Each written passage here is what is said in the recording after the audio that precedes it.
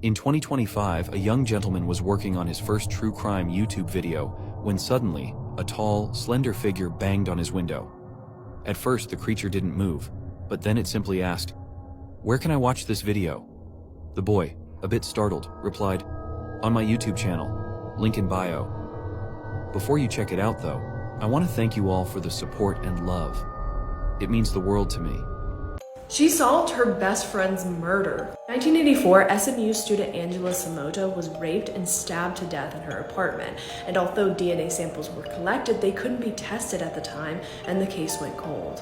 Over the next 20 years, the only person who kept badgering the police to reopen the case was Angela's roommate, Sheila Wysocki, but she was getting nowhere, and they even told her the samples were lost. But Sheila wouldn't give up. She got her private investigator's license, and that finally got police to take her seriously and reopen the case. Now that they were able to test the samples, in 2008, it came back as a match to a convicted rapist, Donald Bess, who was found guilty and sentenced to death. And Sheila is still working as a private investigator solving cases today. One of the most bizarre and terrifying things I've ever heard is the voicemail that Henry McCabe left for his wife right before he disappeared. It's unlike anything I've ever heard before.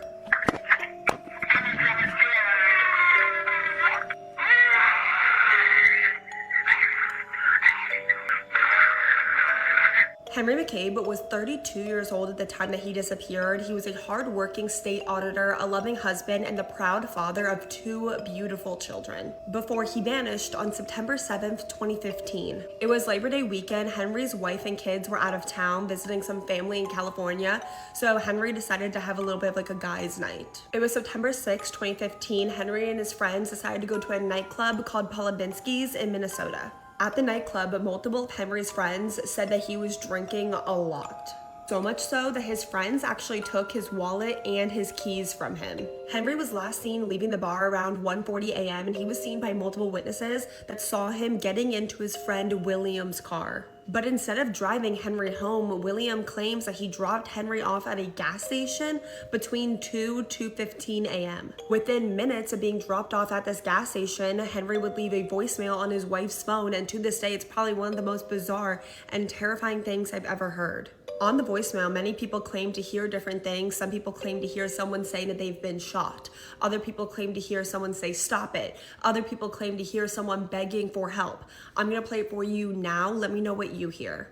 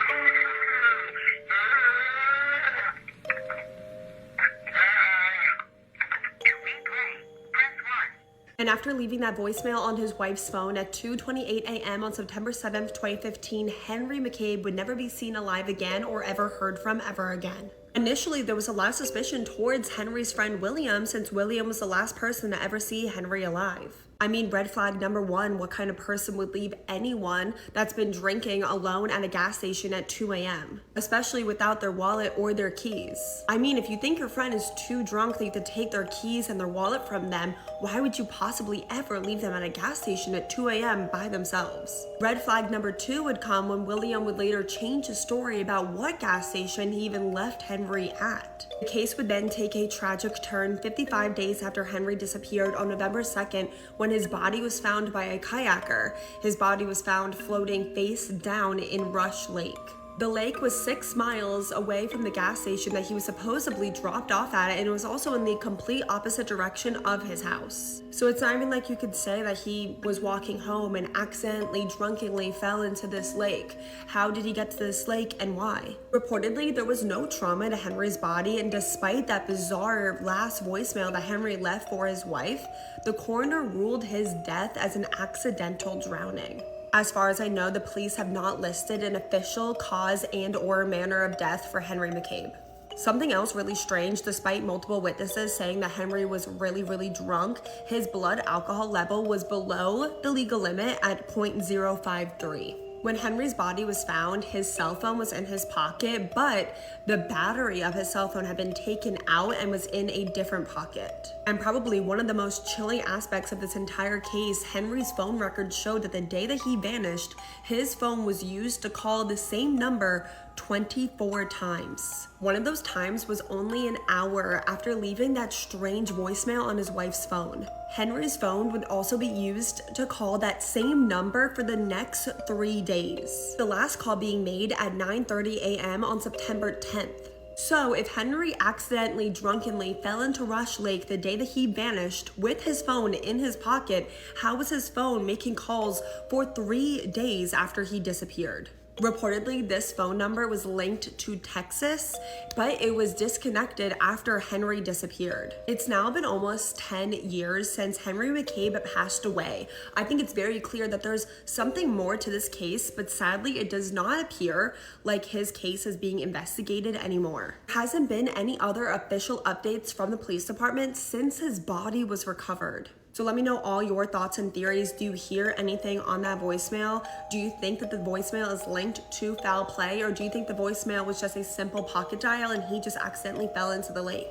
She dressed up as a real true crime victim for Halloween, and I can totally see why people are outraged. This is the true story behind Julia Fox's gory Halloween costume. It was the 27th of November 1963 in Dallas, Texas. The president was in town, and honestly, not that many of the local people actually liked him. It was kind of an area where he wasn't super popular. But he was obviously incredibly rich, powerful, famous, so crowds and crowds gathered to watch him drive through the city. So JFK is being driven through the crowds with his wife by his side, Jackie Kennedy. They're both smiling, waving, and enjoying themselves when all of a sudden, all hell broke loose. Suddenly, there were 3 gunshots. And then the whole thing just descended into utter chaos. And there's no way to describe this nicely, but he was shot in the head.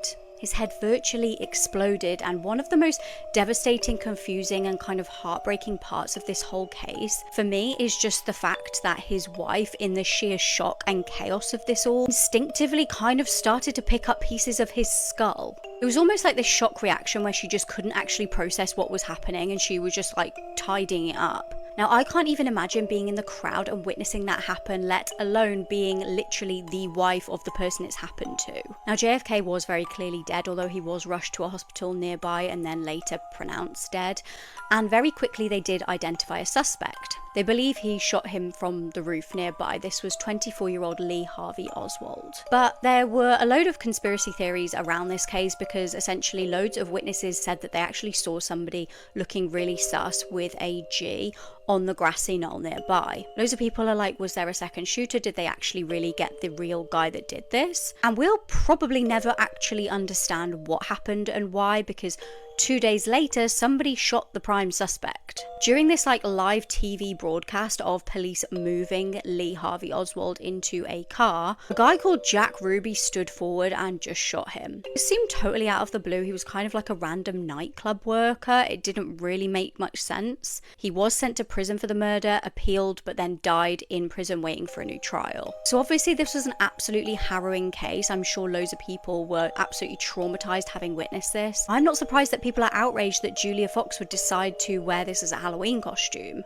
Originally, when she was asked at the time when she was wearing the costume, she was very, very playful about it, saying she was giving bloody diva, single mum about to cash that check. Then when she got backlash, she kind of seemed to change her tune on an Instagram caption. It was way more serious this time and a really different tone. I don't know whether it was written by her or her team. It stated, "It's about trauma, power, and how femininity itself is a form of resistance." Let me know what you think in the comments. Did she kind of just misjudge this situation to begin with and then change her tune? Or was this costume really a statement to honor Jackie? Imagine killing your mother for friendship. In 1954, 15-year-old Juliet Holmes' family wanted to move away from New Zealand, and her best friend, 16-year-old Pauline Parker, wanted to go with them. There was just one obstacle: her mother. So the two girls hatched a plan, and with a brick inside a stocking, beat Pauline's mother to death. The case became a sensation, but the trial was never going to be about whether they did it. They had confessed. Instead, it was about if the girls were insane.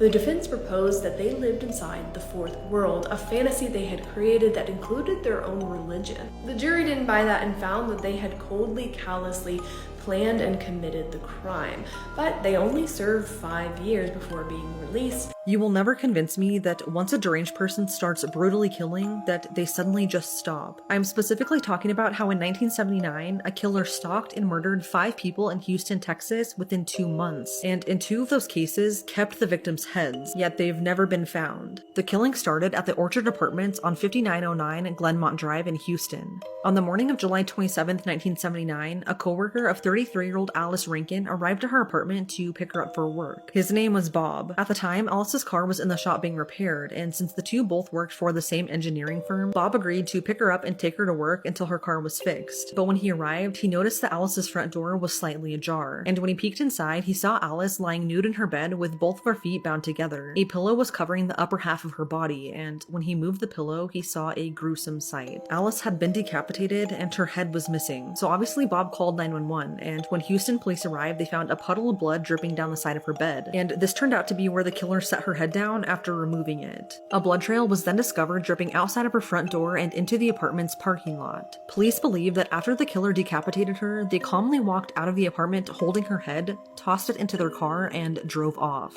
And despite a massive search, her head has never been found. There's practically no evidence left behind, but police did know that she was sexually assaulted. This brutal murder was already enough to put people on edge, but then 2 weeks later, and just 2 floors above Alice in that same apartment complex, the body of 27-year-old Mary Calcutta was found in her bathroom. She'd been stabbed dozens of times and was also sexually assaulted just like Alice. According to Houston police, Mary fought back harder than any victim they had ever seen, starting at the front door until she just couldn't fight anymore. The killer stabbed her with such force that the knife went all the way through her and actually bent the blade. Since they were both killed in the same apartment complex, the police started to piece together any connection or link that the two might have, and the only thing they found on top of living in the same complex was that they were both women who lived alone. They also found butcher knives in both of their apartments, which I'm assuming was the murder weapon. Because of this, police believe that it was the same person who murdered both women. After these grisly murders, a lot of people began moving out of the Orchard Apartments. But in a shocking twist, on the same day that Mary's body was found, another brutal murder occurred just a few miles away. On August 10, 1979, an exterminator walked into a Houston townhouse and found the body of 26-year-old Doris Threadgill. Her throat had been slashed so violently and so deeply that her head was nearly severed from her body. Fear spread throughout Houston as police worked to figure out who was doing this. But then, the killer struck again, and another headless victim was found.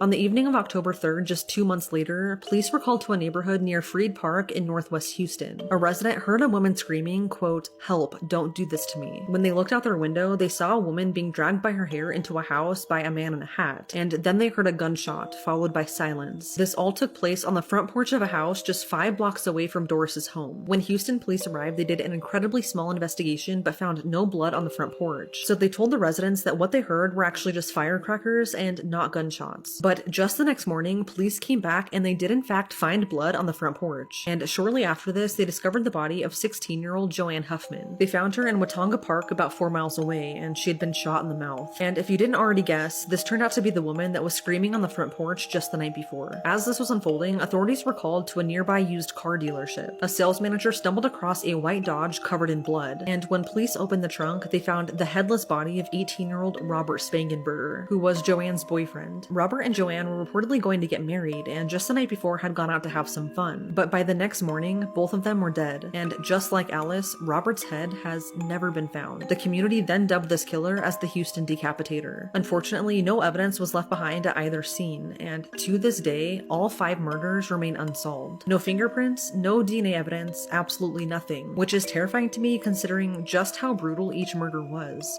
The only theory that police have is that the Orchard apartment murders of Alice and Mary were committed by the same killer, who they believe has way more victims than just the 2. But Houston homicide detectives aren't sure if the murders of Joanne and Robert were committed by the same killer, and they found no link or connection to the murder of Doris. After these murders, it seems like the killer just stopped, and nothing else was ever connected to these cases. Because of how seemingly random and violent these murders were, it's left many wondering if there was a serial killer terrorizing Houston in 1979, and if they're still out there. They helped a homeless man, and this is the thanks they got. 2 out of 3 of them are now dead. It was 2016 in Stourbridge, and honestly, when I heard this case, I was like, oh my god, I've got family in Stourbridge. Tracy Wilkinson was a lovely, lovely woman. She had kids, she was a very normal family woman, and she was just minding her own business at Tesco's one day. She was doing her weekly shop, as we probably all do, and she noticed a homeless boy sat outside the Tesco. He was begging for money, he was living in a cardboard box, and honestly, this really pulled at Tracy's heartstrings.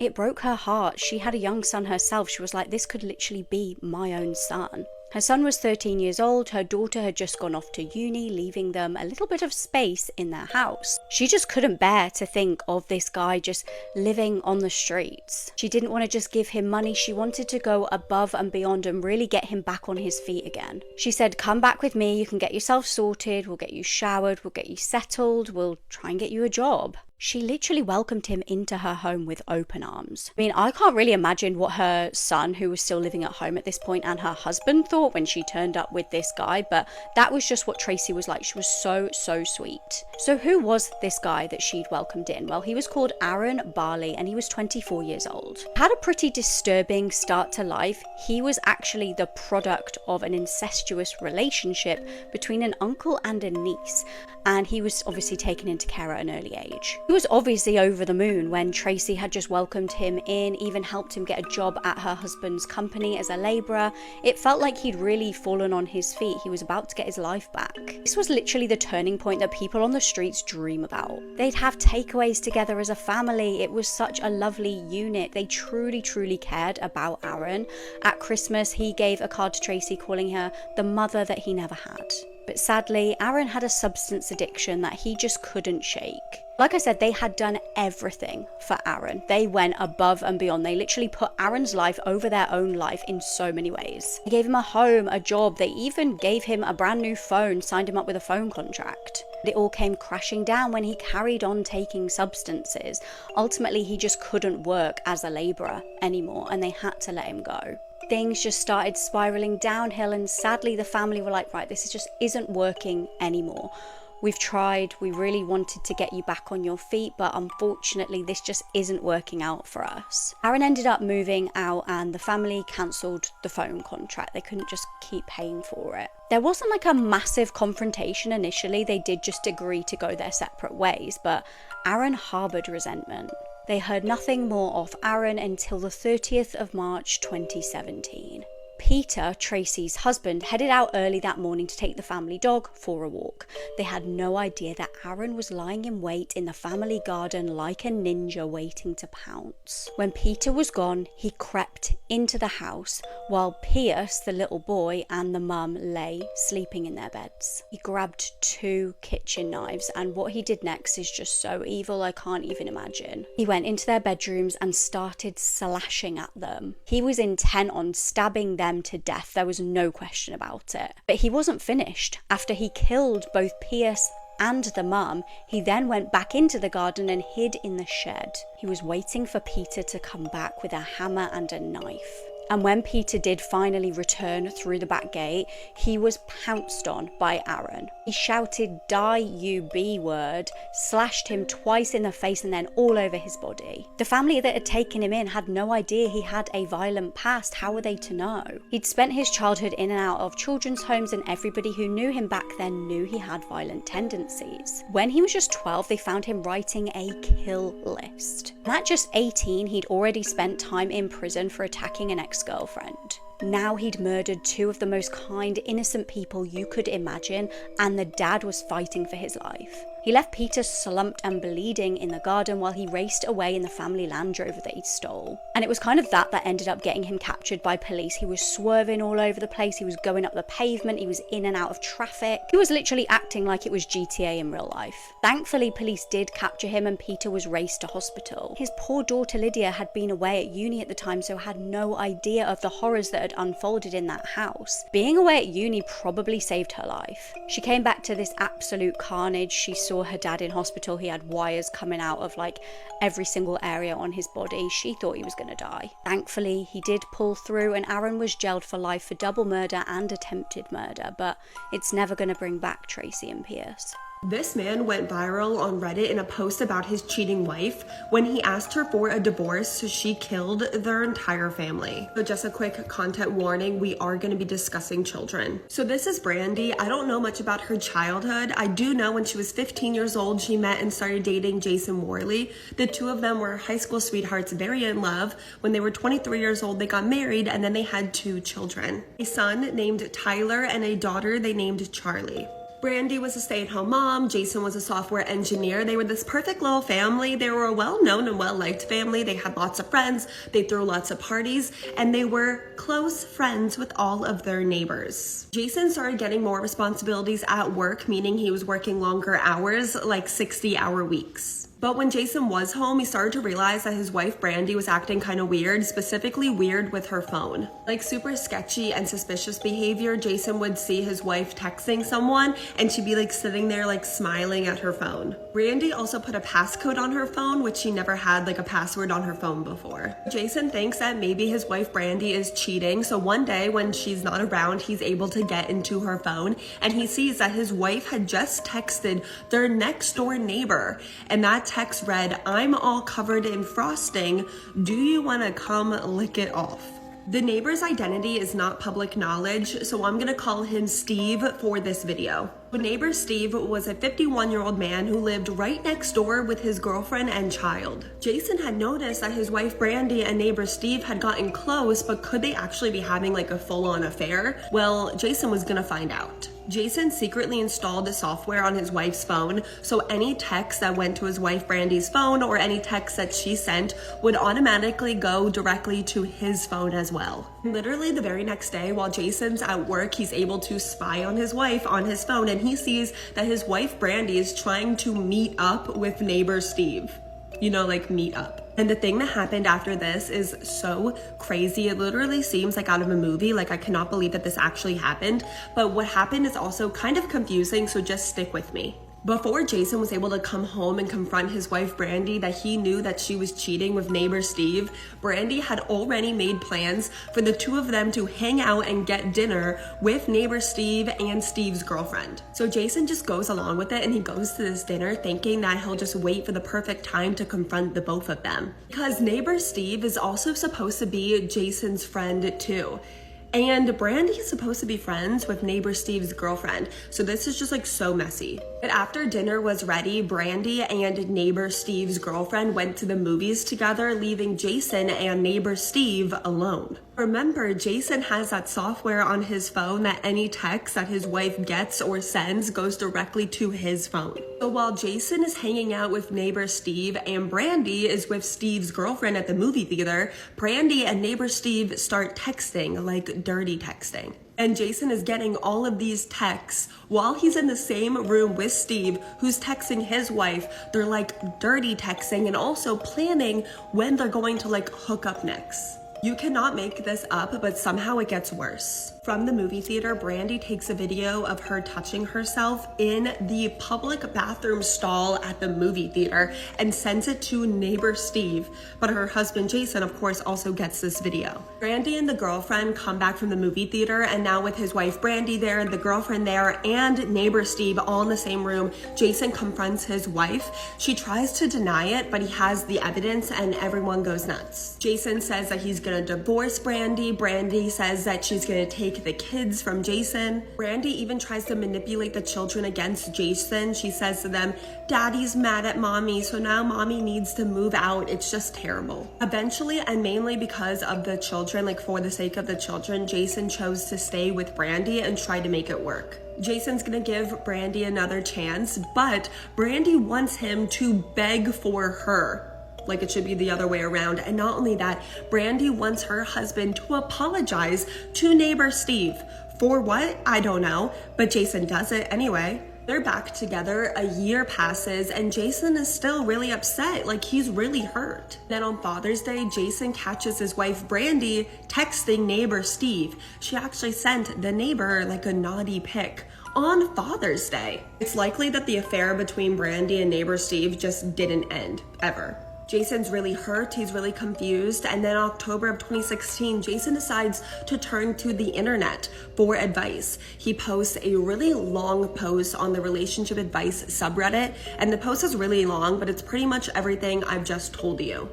Post this because he wants advice, and apparently the post goes like omega viral on Reddit. There's a ton of comments. Some of them are helpful, some of them are judgmental, but I guess this post really helps Jason and actually helps him make the decision that he's going to divorce his wife Brandy. Jason gets a lawyer, he files for divorce, and then October 15th, 2016, he tells his wife Brandy that they're going to get a divorce. And at first it kind of seemed like Brandy took it well. They agreed that they were going to cohabitate. Jason was going to sleep in the basement until the divorce was final, so he was still going to be in the house just to make it easier for the kids. The very next day, Brandy does something horrific, evil. After the kids had already gone to bed, after Jason had already gone to bed in the basement, around 4 a.m., Brandy went and woke up her 7-year-old son Tyler and brought him into her 3-year-old daughter Charlie's bedroom. And in there, Brandy took a sharp kitchen weapon and she attacked her 7-year-old and her 3-year-old with it. And she did this repeatedly. It's such a heartbreaking, awful, brutal, personal way to end someone's life. Like, you have to really hate someone to do that to them. Afterwards, Brandy calls her mom and tells her mom what she did. Brandy's mom said that she's gonna come over, and she tells Brandy to call 911. Brandy does call 911, but she does so calmly and so cold, like she doesn't even care at all. Hey, what's going on there? I was and I killed my 2 children. You yourself and killed your 2 children? Mm-hmm. And when Brandy's mom arrived and she saw her grandchildren's bodies, she let out this gut-wrenching scream so loud that it woke up Jason, who was still sleeping in the basement. Runs upstairs and he sees his 7-year-old son and 3-year-old daughter, and they're no longer alive. It's unimaginable, really. And Jason, he's in such a panic. He's so confused. I'm sure he's in shock. And he asks Brandy, "What happened? What did you do?" Brandy just says coldly, "Now you can't take the kids from me." Eventually, Brandy did plead guilty and she was sentenced to 120 years in prison, but she never not once showed any remorse or regret for what she did. It's like she doesn't even have a soul. Really just such a heartbreaking, unimaginable, horrific, terrible crime. Tyler was only 7 years old. He was said to be the sweetest kid. He could make friends anywhere, and he wanted to be a software engineer like his dad when he grew up. Charlie was said to be all personality, all attitude, and she was only 3 years old. And after this, Brandy's parents began to harass and stalk Jason for no reason, no clue why. He is the enemy. I guess being a terrible person runs in the family. Her parents even started a fundraiser using Jason, Tyler, and Charlie's photo.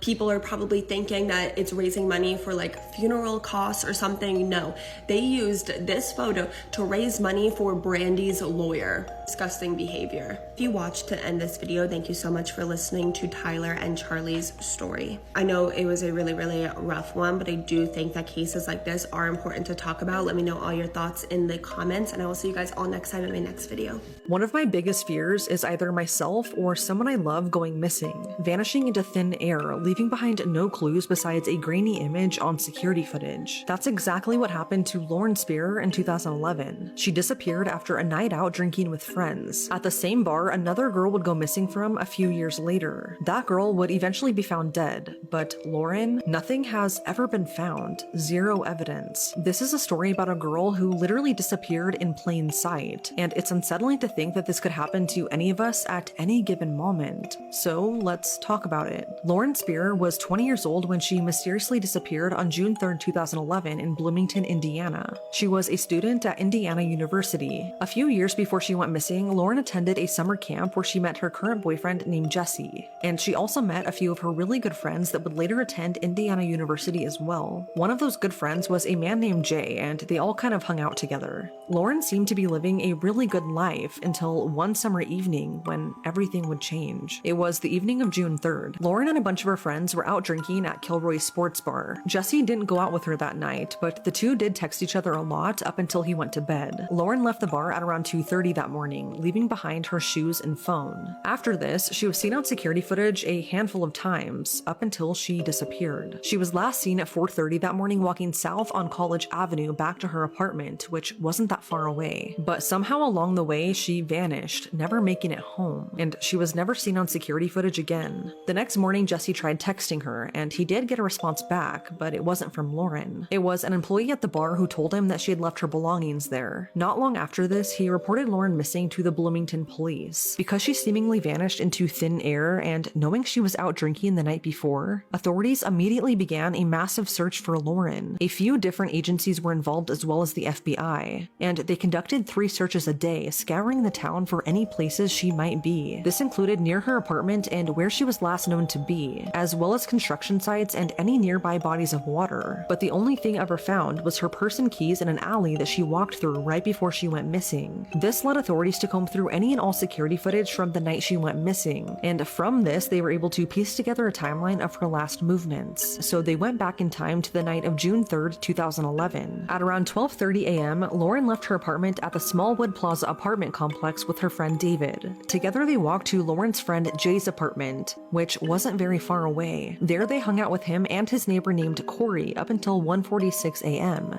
where they're seen on security footage entering Kilroy's bar. 30 minutes go by and then they are seen leaving, and at this point it's clear that Lauren is very intoxicated. She somehow left the bar without her shoes or her phone, which is worrisome. After this, Corey and Lauren are seen entering her apartment complex at around 2:30 that morning. They are both pretty intoxicated here, stumbling around, so much so that Lauren actually fell and hit her head a couple of times throughout the night. And someone else who happened to walk by Lauren in her complex that night even noticed how out of it she was, and he even asked her if she was okay, which she said yes. 15 minutes later, Lauren leaves her apartment and is seen walking through an alley that sits between College Avenue and Morton Street, and then coming out the other side. This wasn't an unfamiliar place to her, as it led directly to her friend Jay's and Corey's apartment, and she walked through that alley a lot. But what's strange though is that as she walked into the alley, she had her purse and keys with her, but as she came out, she didn't. They were eventually found in this same alley, and I think this goes to show how intoxicated she was that night, as she didn't even realize that she dropped them in the alley. Lauren finally arrived at Corey's apartment, where his roommate Michael was also home. Corey then begins throwing up, so Michael reportedly helped him get to bed while Lauren waited downstairs. According to Michael, Lauren wanted to continue drinking or even go out and party some more, but because of how intoxicated she was, he asked her to just sober up and stay the night for her own safety. He especially didn't want her walking home alone, not in this state. This is when 3:30 in the morning hits, and at this point, Michael just wanted to go to bed, so he called his neighbor and Lauren's friend, Jay, to come and get her and take care of her. When she went to Jay's apartment, he noticed a big bruise under her eye, but she just kept saying she didn't know how she got it. Some speculate that it was because she fell a few times that night and possibly hit her eye, but that has never been officially proven. Jay said that Lauren then made 2 calls from his phone, both to 2 separate friends who did not answer, and she never left a message either. The last time Lauren was ever seen was when she left Jay's apartment at 4:30 a.m. According to him, he watched her walk away heading south on College Avenue from 11th Street, presumably on her way back to her apartment. apartment, but she never made it home, and she was never seen alive again. This footage gave authorities at least a timeline of her last movements, but there were still so many questions, so they started questioning her friends that she was with that night, and all of their stories kind of differed, and some even changed a bit. Jay said that when she left, he went upstairs to watch her and make sure she was okay, and as she rounded the corner, he said he saw a shadowy figure next to Lauren, like really close to her, but he didn't think anything of it at the time. So police started reviewing security footage from nearby businesses and found that this white pickup truck had circled the area 2 times the night Lauren disappeared. They don't know for sure who it belonged to, as it was a really grainy image, or if it was even connected to this case, but they released it to the public anyway. Then some people online said that it looked as if someone was riding in the bed of the truck, although the image is so grainy that I feel like it's hard to tell. They were hoping that this footage would provide some leads, but it didn't, and no trace of Lauren was found, which left investigators stumped. Over the next few months, authorities continued to follow up on leads, and one of those leads led them to search the Sycamore Ridge landfill in Pimento. I guess trash from Bloomington is taken here, so they searched through everything for 9 days, but still, they found nothing. There would be no movement in this case for 4 years, until another mystery took place in the very same bar Lauren last visited the night she went missing. On April 24th, 2015, 22-year-old Indiana University student Hannah Wilson went missing after leaving Kilroy's sports bar. She was last seen getting into a taxi in front of the bar, and after this, she disappeared. Her body was found the next morning in a desolate field in Brown County, and she had been bludgeoned to death. Laying next to her, though, police found a cell phone that did not belong to her, and when they tracked down who it belonged to, it led them to this man, Daniel Messel. Daniel was arrested and charged for Hannah's murder, and at first, police were investigating a possible link between this case and Lauren's. I mean, there were a lot of similarities. Both around the same age, went to the same school, and even went to the same bar before they went missing. But after a few months of investigating, police ruled out any connection between the two cases, saying they are unrelated despite the similarities.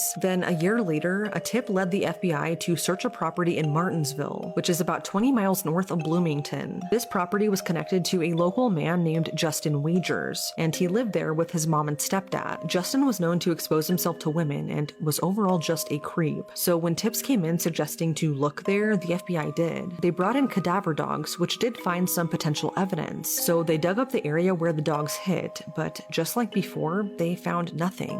What's interesting though is that Justin had a white pickup truck, just like the one seen in the security footage from the night Lauren went missing. They did tow it away and check for any potential DNA, but I'm assuming they found nothing because I can't find any definitive answers online. So once again, we are back at square one. Zero evidence of anything despite so many tips and leads. And although we still don't know what happened to Lauren that night, there are a few theories. Theory number one is that Lauren overdosed that night, either accidentally by her own doing or by someone drugging her. Her parents believe that she could have possibly been drugged at the bar that night based on her level of intoxication. They believe that she is likely dead, and although they don't want to accuse anyone, they feel that her male friends that were with her that night know more than they are letting on. According to the Spearer family, Jay, Corey, Michael, and even Lauren's boyfriend Jesse all lawyered up immediately after she disappeared and refused to take a polygraph test. According to all of their lawyers, they have taken and passed polygraph tests, just private ones since they don't trust the Bloomington police. And because there is no physical evidence tying them to her disappearance, they've never been named as suspects. It could be possible that she overdosed on accident by her own doing. Her friends and boyfriend all said she used drugs in addition to alcohol that night, specifically cocaine and crushed up Klonopin tablets. And this is dangerous all on its own. But what a lot of people didn't know was that Lauren had a rare heart condition called long QT syndrome. This condition affects the heart's ability to relax after a heartbeat, and it's not recommended to heavily drink or use drugs for those who have it. There were rumors about her getting kicked out of her summer camp for drug use, and after she disappeared, authorities did find a small amount of cocaine in her room. Adding to this theory is the fact that just 9 months before she disappeared, she was arrested on charges of public intoxication and illegal consumption. So some think that she may have overdosed in one of the apartments that night, and those with her disposed of her body to not get in trouble. But I feel like that's just unlikely because they're just college kids. It's not like the movies where you can make someone disappear so easily. I also feel like something would have been found by now, or someone would have talked. Some think that it could be a possibility that she did leave the apartment that night, but because of how intoxicated she was, maybe she fell somewhere like in a construction zone, and then just died before anyone ever found her. Again though, I just feel like something would have been found by now if that was the case. And lastly, theory number 2 was that she was abducted by a stranger and killed. And considering some of the evidence they found on the two men that I previously mentioned, I feel like that could be the case. Although there's no evidence of that, police are not ruling out foul play until there is something to go off of. It's just crazy to me that she was seen so many times on security footage that entire night, except for on her walk back home. Like, I just don't get where she could possibly be, and that is terrifying and one of my biggest fears. But it's now been 14 years, and whatever happened to Lauren that summer night remains a mystery.